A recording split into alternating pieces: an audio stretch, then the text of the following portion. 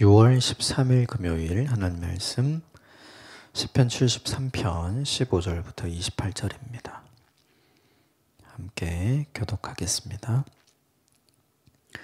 내가 만일 스스로 이르기를 내가 그들처럼 말하리라 하였다면 나는 주의 아들들이 세대에 대하여 악을 행하였으리이다. 내가 어쩌면 이를 할까 하여 생각한즉 그것이 내게 심한 고통이 되었더니 하나님의 성소에 들어갈 때에야 그들의 종말을 내가 깨달았나이다. 주께서 참으로 그들을 미끄러운 곳에 두시며 파멸에 던지시니 그들이 어찌하여 그리 갑자기 황폐되었는가 놀랄 정도로 그들은 전멸하였나이다. 주여, 사람이 깬 후에는 꿈을 무시함같이 주께서 깨신 후에는 그들의 형상을 멸시하시리이다. 내 마음에 산란하여 내 양심을 찔렀나이다. 내가 이같이 오매무지함으로 주 앞에 짐승이 오나 내가 항상 주와 함께하니 주께서 내 오른손을 붙드셨나이다. 주의 교훈으로 나를 인도하시고 후에는 영광으로 나를 영접하시리니 하늘에서는 주 외에 누가 내게 있으리요 땅에서는 주밖에 나의 사모하리가 없나이다. 내 육체와 마음은 쇠약하나 하나님은 내 마음의 반석이시오 영원한 분계시시라. 무릇 주를 멀리하는 자는 망하리니 음녀같이 주를 떠난 자를 주께서 다 멸하셨나이다. 하나님께 가까이 함이 내게 복이라. 내가 주 여호와를 나의 피난처로 삼아 주의 모든 행적을 전파하리이다. 아멘. 이것은 하나님의 말씀입니다. 어제 본문에 이어서 나온 내용이죠. 다윗의 찬양대였던 아삽이 그의 인생을 살면서 본 게 뭐냐 하면 의인이었던 다윗이 고난받고 그리고 악인이었던 사울의 형통함을 보게 되었죠. 그것을 보면서 아삽이 느끼고 경험했던 건 뭐냐 하면 내가 가진 이 신앙을 지키고 말씀을 따라 사는 것이 과연 의미가 있는 것인가? 이런 근본적인 질문을 하게 된 거죠. 그리고 이제 어제 본문은 아삽의 시라고 알려져 있지만 그게 다윗의 찬양대 성가대 대장이었던 아삽일 수도 있고 그 이후에 이제 다른 아삽의 가문의 자녀들일 수도 있죠. 시대가 훨씬 지난 이후에. 그렇다고 본다면 그들도 우리랑 똑같이 악인의 형통함과 강건함을 보고 의인의 고통받는 삶의 현실을 보면서 과연 우리의 믿음은 의미가 있는가? 하나님 살아계시는가? 이런 질문 똑같이 하게 되죠. 오늘 본문에 그것에 대한 명쾌한 답이 나와요. 오늘 본문 너무 중요합니다. 먼저 15절 16절 같이 읽읍시다. 시작. 내가 만일 스스로 이르기를 내가 그들처럼 말하리라 하였더라면 나는 주의 아들들의 세대에 대하여 악을 행하였으리라. 내가 어쩌면 이를 할까 하여 생각한즉 그것이 내게 심한 고통이 되었더니. 아삽의 마음이 흔들리고 아삽 자손들의 마음이 흔들렸던 거, 나도 그들처럼 살아야지. 어제 본문에 내가 이렇게 믿음을 지키고 살아가는 것이 헛된 거 아닌가, 아무 의미 없는 거 아닌가, 이런 고백을 하잖아요. 그러니까 든 게 뭐냐 하면 나도 그들처럼 살아야지. 근데 이 15절은 나도 내가 그들처럼 살아야지 했다면 하나님을 떠났을 거다, 이런 얘기를 하는 거예요. 그들처럼 내가 살아야지 스스로 내가 그렇게 얘기했다면 내가 악을 행하며 살았을 거야. 근데 이제 이렇게 말하는 걸 보면 그렇게 안 했다는 거죠. 그렇게 안 하고 믿음을 지켜가면서 사니까 16절에 보면 생각할수록 이해가 되지 않고, 그리고 악인의 형통함은 더욱 잘 보이니까 오히려 고통과 혼란함이 내게 더 많아졌다는 거예요. 그래서 더 심한 고통이 되었다. 자연스러운 일이죠. 근데 이 사람이 답을 찾아요. 17절, 오늘 본문의 제일 중요한 말씀입니다. 17절 같이 읽겠습니다. 시작. 하나님의 성소에 들어갈 때에야 그들의 종말을 내가 깨달았나이다. 언제 어디서 답을 찾은 거예요? 예배 드릴 때. 아삽은 다윗의 성가대 대장이었잖아요. 예배를 드리고 싶지 않아도 드려야 되는 사람이에요.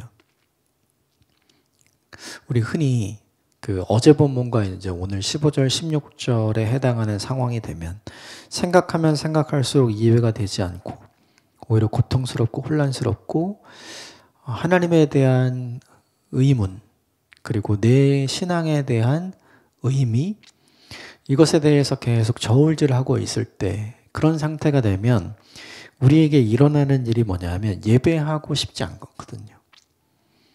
기도 안 돼요. 찬송은 더 안 되죠. 예배하고 싶은 마음도 없고 기도하고자 하는 마음이 없는데 찬송이 될 리가 없죠. 근데 아삽은 어떤 존재냐면 아삽의 후손들은 어떤 사람들이냐면 하고 싶지 않아도 해야 되는 사람이잖아요. 근데 이들이 깨달은 게 뭐냐면 내가 예배하고 싶지 않아도 찬송하고 싶지 않아도 기도하고 싶지 않아도 그 장소에 가서 그걸 해야만 하는 그때 그게 얼마나 힘들겠어요. 얼마나 고통스럽겠어요. 이율배반적이죠. 자신에게는. 그런데 그걸 하면서 어떻게 됐냐면 깨달았다는 거예요. 이게 되게 중요해요. 우리는 다 문제가 생기면 예배의 자리를 피해요. 우린 다 이렇게 얘기합니다. 나 지금 예배할 기분이 아니다. 나 지금 기도할 상태가 아니다. 나 지금 찬송할 마음이 없다. 뭐 이런 얘기를 많이 하거든요. 그런데 그걸 안 하면 뭔가 깨닫게 되거나 뭔가 알게 되거나 그런 일은 없는 거죠. 하기 싫어도 하고 싶지 않아도 그걸 하면 이 본문에 의하면 깨닫게 해주시는 하나님의 은혜가 있는 거예요. 여러분 이게 너무 중요해요. 우리가 흔히 시험 받는다 그러잖아요. 믿음의 시험. 종류는 다 다르고 상황은 다 다르지만 지금 아삽도 믿음의 시험에 빠진 거잖아요. 악인의 형통함을 보고 의인이 고난받는 모습을 보면서 믿음의 회의감, 하나님에 대한 질문, 의심 이런 게 확 들어온 거죠. 그러니까 믿음이 시험에 빠지게 된 거예요. 그때 그 문제를 해결하는 제일 좋은 방법이 뭐냐 하면 예배의 자리에 가는 거예요. 기도의 자리에 가는 거고 그리고 찬송의 자리에 가서 하는 거예요. 예배 드리기 싫죠. 그런데 가서 하는 거예요. 기도 드리기 싫죠. 그런데 가서 하는 겁니다. 찬송하기 싫죠. 그런데 가서 하는 거예요. 그걸 하다 보니 하나님께서 주시는 깨달음이 있는 거죠. 무엇을 깨달았는가? 18절, 19절 같이 읽읍시다. 시작. 주께서 참으로 그들을 미끄러운 곳에 두시며 파멸에 던지시니 그들이 어찌하여 그리 갑자기 황폐되었는가? 놀랄 정도로 그들은 전멸하였도다. 그들에게 남은 게 파멸밖에 없다. 그리고 갑자기 기울어질 것이다. 사람들은 다 평생 갈 거라고 생각하는데 그게 아니라는 거죠. 하나님의 때에 하나님의 방법이 되면 그들에게 하나님이 준비해 놓으신 하나님의 오늘 본문엔 전멸이라는 표현을 파멸이라는 표현이 나오죠. 그것이 그들에게 임할 거다. 이걸 깨닫게 된 거죠. 언제요?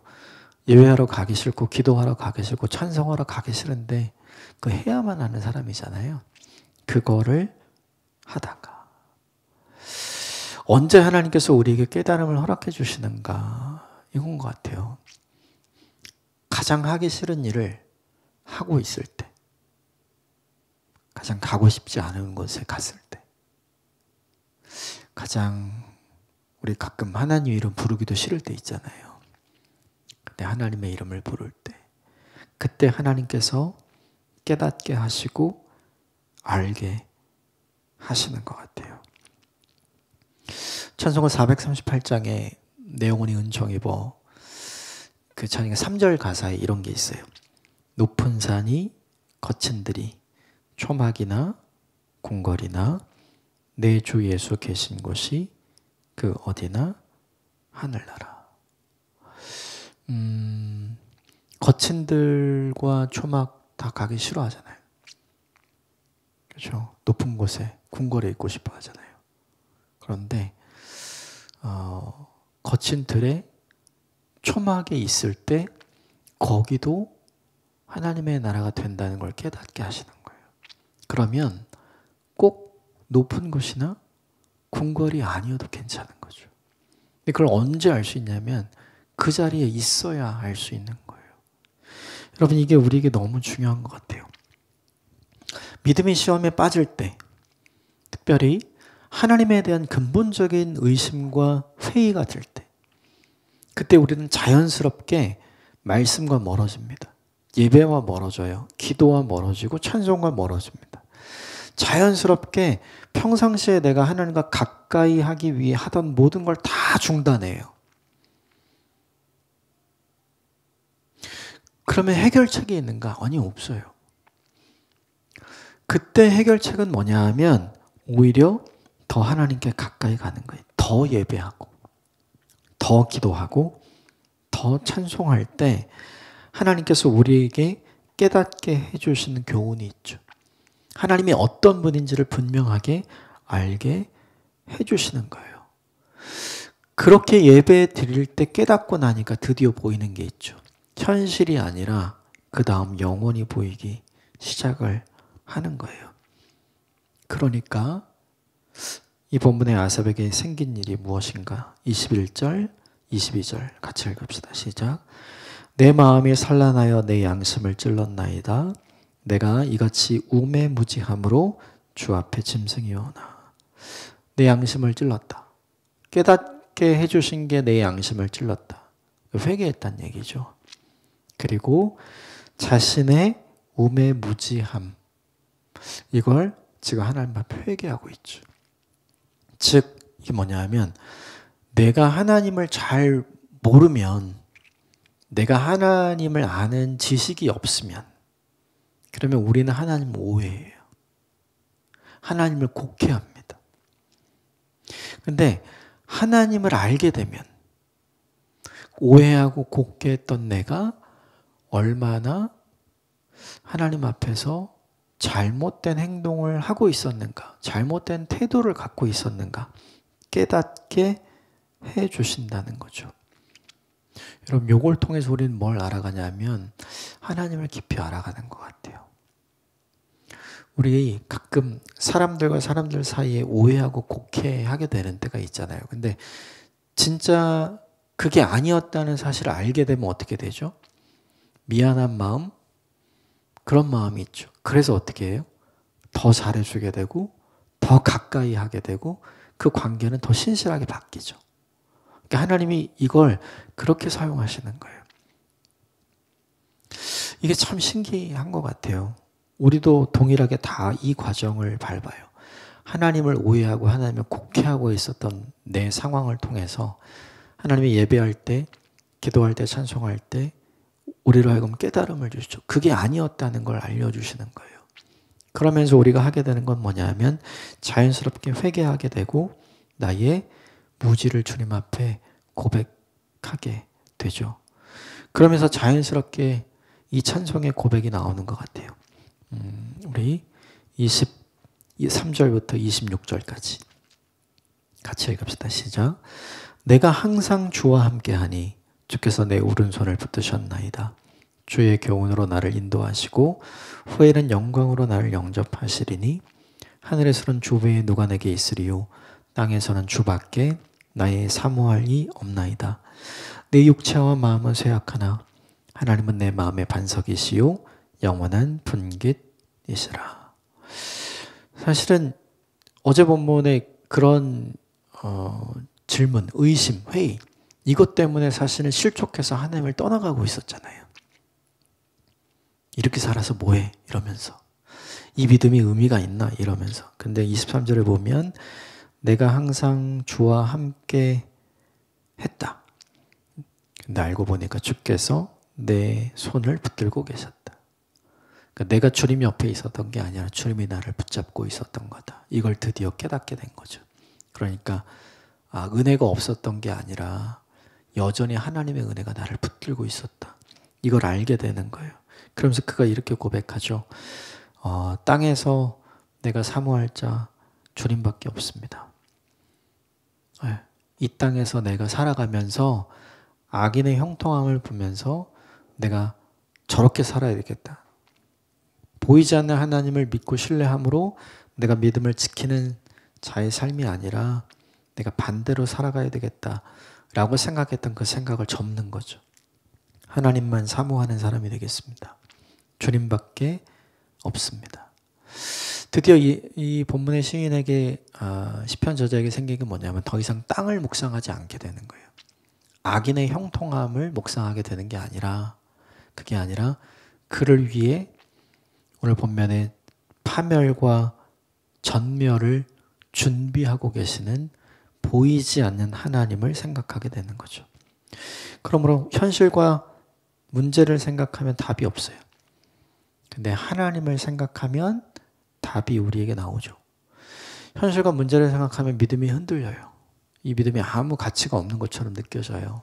근데 하나님을 묵상하고 하나님을 생각하면 이 믿음이 얼마나 가치 있고 의미 있는 것인지 알게 되는 거죠. 어제 본문이랑 연결하면 2시간 24분하고 21시간 36분하고 절대로 바꾸지 않죠. 근데 현실만 보면 2시간 24분이 너무 좋아 보이고 나도 그렇게 살 걸 이렇게 되는 거예요. 그런데 남은 시간이 있다는 걸 알게 되면 절대로 그렇게 안 한다는 거죠. 우리는 무엇이 좋은 건지 다 아는 것 같아요. 쉽게 말하자면 베러와 베스트가 있으면 우린 다 베스트를 선택하잖아요. 그렇죠?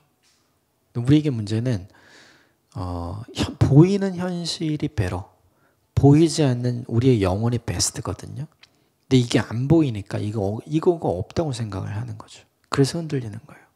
근데 이게 분명히 존재한다는 걸 주님이 언제 우리에게 알려주시냐면 예배 드릴 때, 그리고 기도할 때, 그리고 찬송할 때. 근데 우리는 이게 안 보이니까 이거 다 하기 싫어하잖아요. 아니요, 그때 그걸 해야 돼요. 그때 그걸 해야 우리에게 가장 좋은 베스트를 이미 준비하고 우리에게 베풀어 주시는 하나님을 기억하고 깨달을 수 있게 되는 거죠. 그래서 오늘 본문의 시편 기자는 마지막으로 이렇게 고백을 합니다. 28절 마지막 같이 읽읍시다. 시작. 하나님께 가까이 함이 내게 복이라. 내가 주 여호와를 나의 피난처로 삼아 주의 모든 행적을 전파하리이다. 이 땅에서 가장 큰 복이 무엇인가? 악인의 형통함을 누리는 게 아니죠. 나도 악인처럼 되는 게 아니에요. 그의 끝을 준비하고 계시는 하나님이 계시다는 사실. 그러나 보이지 않을 뿐이라는 사실, 아직 그 타이밍이 오지 않았다는 사실을 알게 해주신 그 하나님을 가까이 하는 게 복이죠. 왜요? 나도 그렇게 닮아가면 그렇게 될 거잖아요. 근데 그걸 알려주심으로 하나님 내게 가까이 하셔서 나를 붙들어 주심으로 이렇게 되지 않게 하시는 하나님이 내게 가장 큰 복이라는 사실을 이 본문이 우리에게 알려주는 거죠. 내 인생의 가장 좋은 베스트가 무엇인가? 악인의 진멸과 파멸을 보는 게 내 인생의 베스트인가? 그건 아닌 것 같아요. 그게 아니라 그런 세상 속에서도 보이지 않는 그들의 파멸과 전멸을 준비하고 계시고 그 속에서 믿음을 지킨 자에게 주님께서 주실 가장 좋은 것을 준비하고 계시는 분이 내 아버지 하나님이라는 사실을 깨닫게 되고 믿게 되고 확신하게 되는 거. 그 믿음이 이 세상을 살아가면서 우리에게 주님께서 주시는 가장 큰 복이 아닌가 생각이 돼요. 근데 그 복은 언제 오는가? 아까 말했죠. 성소에 들어갈 때잖아요. 하나님을 가까이 할 때. 그래서 하나님을 가까이 하는 게 복입니다. 오늘 하루 기도하고 싶은 마음이 없고 찬송할 기분이 아니고 예배드릴 상황이 아니다. 이렇게 스스로 생각하는 상황이 우리에게 있죠. 근데 그걸 한번 넘겨보셨으면 좋겠습니다. 그래서 주님께 더 가까이 가십시오. 깨닫게 하시는 주님의 은혜가 있을 것이고 다시 찬송하게 하고 기도하게 하고 기쁨으로 예배하게 하신 하나님의 은혜가 저와 여러분에게 충만하게 될 줄 믿습니다. 함께 기도하겠습니다.